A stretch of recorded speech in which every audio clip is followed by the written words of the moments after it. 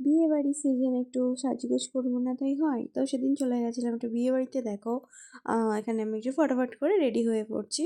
ফার্স্টেই আমি লুইসের একটা গ্লো টনিক ইউজ করেছি, তারপর পন্ডসের এই জেল ময়শ্চারাইজার, উফ দারুণ। তারপর আমি ফিটমির এই ফাউন্ডেশন টা ইউজ করলাম। এদিকে আমার তো যে আমাকে আমি সাজিয়ে দেখে ও খুব ব্যস্ত হয়ে পড়েছে। আহ, তারপর একটু দেখো ফাউন্ডেশন ব্লেন্ড করার পর আমি একটু আইশ্যাডো, একটু জেল আইলাইনার আর একটু মাস্কারা। আমি না আইটা খুব একটা বেশি করি না, কাজল একদমই আমি পরতে চাই না। তো জানি না, সেদিন একটু পরলাম। যাই হোক, কেমন লাগছে জানিও। একটু লিপস্টিক, একটু হাইলাইটারও ইউজ করে নিচ্ছি আমি এখানে।